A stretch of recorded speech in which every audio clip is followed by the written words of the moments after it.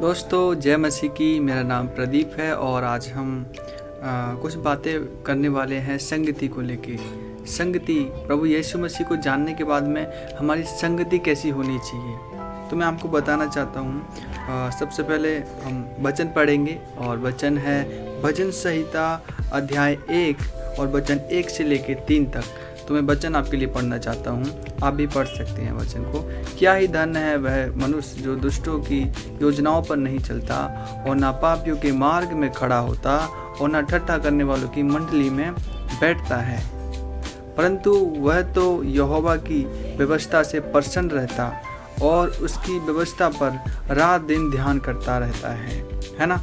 ये वचन 2 वचन हमने पढ़े हैं, 1 और 2। तो वो व्यक्ति परमेश्वर के वचनों पे, उसकी व्यवस्था पे, उसकी बोली हुई बातों पे ध्यान देता है। हमें भी वैसे ही ध्यान देना है। परमेश्वर ने हमें चुना है। हम गलत जगहों से आए हैं, गलत संगति से निकल कर आए हैं, तो परमेश्वर अब हमें सावधान कर रहा है उन जगहों पे जाने के लिए, उस मंडली में बैठने के लिए, उस संगति में बैठने के लिए परमेश्वर हमको मना कर रहा है। तो दोस्तों हमें अपने आप को बदलाव लाना है। हमें उस गलत संगति में नहीं बैठना है, गलत संगति में नहीं जाना है। अब सवाल उठता है कि गलत संगति में नहीं जाएंगे तो हम उनसे विरोध कर रहे हैं, हम उनसे कपट कर रहे हैं, छल कर रहे हैं, क्या कर रहे हैं। तो दोस्तों मैं आपको बताना चाहता हूँ 1 कुरिन्थियों 15:33 में जैसे लिखा हुआ है, बुरी संगति अच्छे चरित्र को बिगाड़ देती है। दोस्तों बुरी संगति के साथ अगर हम लगातार रहेंगे तो एक दिन उनका प्रभाव हमारे ऊपर पड़ेगा ही पड़ेगा और हम उनके जैसे बन जाएंगे, क्योंकि हम जहाँ से निकाले गए हैं, जहाँ से हम आए हैं, और फिर से हम उनके साथ में रहेंगे, उनके जैसे बर्ताव करेंगे, उनके जैसे काम करेंगे, गाली झगड़ा लड़ाइयाँ ये सब करेंगे, तो फिर हम उनके जैसे बन जाएंगे। तो हमें बुरी संगति में हमें नहीं जाना है दोस्तों, बुरी संगति से हमें बचना है। अगर हम चाहते हैं कि नहीं, हम मसीह में आने के बाद, मसीह को जानने के बाद में हम सबको खुश रखें, सब हमसे खुश रहें, परमेश्वर भी हमसे खुश रहे और लोग भी हमसे खुश रहें, है ना, और सब कोई हमसे खुश रहे, तो ऐसा संभव नहीं है। ऐसा बिल्कुल संभव नहीं है, क्योंकि मत्ती अध्याय 6 के 24 में लिखा हुआ है कि कोई भी एक मनुष्य, एक दास 2 स्वामियों की सेवा नहीं कर सकता है। 2 जन की सेवा हम नहीं कर सकते। हम धन को महत्व नहीं दे सकते, हम लोगों को महत्व नहीं दे सकते हैं। हमारे लिए वो असंभव है। अगर हम धन को ही अपना सब कुछ मान रहे हैं, पैसे को सब कुछ मान रहे हैं, तो परमेश्वर से हमारा कोई नाता, कोई रिश्ता नहीं है। और अगर हम बाहर के लोगों को भी खुश कर रहे हैं, नहीं मैं यहाँ पे भी खुश रखूँगा परमेश्वर को और लोगों को भी खुश रखूँगा, चाहे वो मेरे परिवार के हों, चाहे वो बाहर के मेरे दोस्त, फ्रेंड सर्कल के जितने भी लोग होते हैं, हम चाहते हैं कि वो भी खुश रहें और हम भी परमेश्वर में खुश रहें। तो ऐसा असंभव है, आप ऐसा बिल्कुल नहीं कर सकते हो।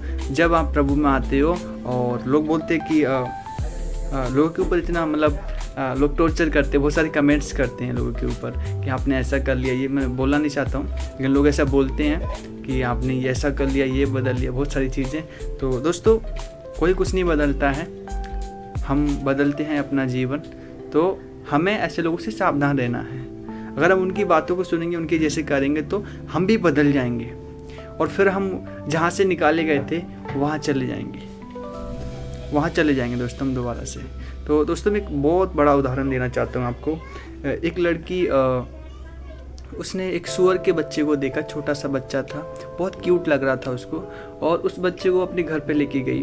अपने घर पे जब लेके गई उसने, तो उस घर को, उसको वो पालने लगी, उसको अच्छे से उसका सब देखभाल करने लगी, उसको अच्छे से नहलाया, सब कुछ बहुत अच्छे से, बड़े बड़े अच्छे से क्रीम पाउडर उसको लगाए, इस्तेमाल किया उसके ऊपर, तो बहुत उसका अच्छे से ख्याल रखा। एक दिन जब वो बच्चा बड़ा हुआ तो उसने सोचा मैं इसको बाहर घुमाने लेके जाती हूँ।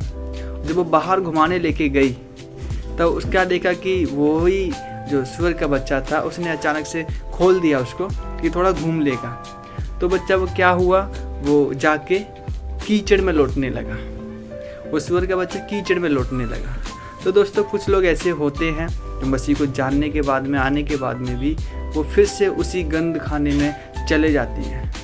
दोस्तों आपको अगर अच्छे से पता होगा तो आपको याद होगा कि सूअर का बच्चा, सूअर कीचड़ में ही रहता है, उसको कितने भी अच्छे से रखो, उसको कीचड़ ही पसंद है। तो हम भी कभी कभी कुछ लोग ऐसे आते हैं जो रिटर्न चले जाते हैं, वापस चले जाते हैं, उसी जिस दलदल से निकाले गए, जिस कचड़े से निकाले गए, वो फिर से उसमें चले जाते हैं। तो दोस्तों हमें सावधान रहना है, हम दो लोगों की सेवा नहीं कर सकते हैं। और दोस्तों मैं वचन पढ़ना चाहता हूँ आपके लिए, जिसमें नीति वचन दोस्तों नीति वचन 13:20 में लिखा हुआ है, जो बुद्धिमानों के संग चलता है वह बुद्धिमान होता है, परंतु जो मूर्खों के साथ ही नाश हो जाते हैं। जो बुद्धिमानों के साथ चलेगा वह बुद्धिमान हो जाएगा। ये सच है दोस्तों। जब हम बुद्धिमानों के साथ चलते हैं, हम चर्च के लोगों के साथ चलते हैं, तो हम बुद्धिमान होते हैं, हमारे अंदर समझ आती है। और जब हम गलत लोगों की संगति में जाते हैं तो हम नाश हो जाते हैं, क्योंकि वो सामने वाले मूर्ख हैं। जो लोग हैं जिनकी हम संगति में हैं, मतलब सब नहीं, जो नशा कर रहे हैं, झगड़ा कर रहे हैं, अगर उनके साथ हम संगति कर रहे हैं तो हम मूर्ख हैं। मैं आपको बताना चाहता हूँ, मैं जब प्रभु में नहीं आया, मसीह में नहीं आया, तो मेरी भी संगति ऐसी थी। बहुत सारे दोस्त थे, बहुत सारे लोग थे, और अलग अलग तरीके से तो नशा करना, बहुत सारे झगड़ा करना, कहीं पे भी झगड़े में जाना। तो मैं उन सब चीज़ों से पहले भी बचता था। लेकिन अगर मैं उनके साथ और रहता और चलते रहता उनके साथ, तो एक दिन मैं भी उनके जैसा हो जाता। और मैं परमेश्वर का धन्यवाद देता हूँ कि आज मैं परमेश्वर में हूँ और बहुत अच्छा हूँ, सुरक्षित हूँ। प्रभु ने मुझे संभाला, तो मुझे बहुत अच्छा लगा। तो दोस्तों मेन पॉइंट पे हम जाते हैं। जब हम अच्छी संगति में रहते हैं तो परमेश्वर की सामर्थ्य हमारे अंदर काम करती है, पवित्र आत्मा हमारे अंदर काम करता है। हम अच्छे से प्रार्थना कर पाते हैं, आराधना कर पाते हैं, और अच्छे से हम लोगों से प्रेम कर सकते हैं। अच्छे से हम ये सब चीज़ें हम कर पाते हैं। और जब हम गलत चीज़ों में चले जाते हैं, हम प्रार्थना करना भूल जाते हैं, आराधना करना भूल जाते हैं, हम परमेश्वर को यहाँ तक भूल जाते हैं, पूरी तरीके से परमेश्वर को हम भूल जाते हैं। तो हमें सावधान रहना है। हमें ऐसे लोगों के बीच में रहना है, लेकिन उनका प्रभाव हमारे ऊपर नहीं आना चाहिए। कभी कभी लोग बोलते हैं, अरे नहीं तो हम तो ऐसे हो गए हैं, हम तो ये बदल गए हैं, ऐसा वैसा है। तो दोस्तों हमें ऐसा भी नहीं बोलना है, क्योंकि सब हमारे ही भाई हैं, हमारे ही सब बहनें हैं जो गैर मसीह हैं। तो उनको हम ऐसे भी नहीं बोल सकते हैं, क्योंकि हम भी उनमें से ही निकल के आए हैं। हाँ, तो हमें सावधान रहना, हमें गलत संगति नहीं करनी है, हमें अच्छी संगति में रहना है। दोस्तों मैं आगे और भजन संहिता का वचन जो आगे का बाकी है वो भी मैं आपके बीच में पढ़ना चाहता हूँ दोस्तों। जैसे भजन संहिता 1 का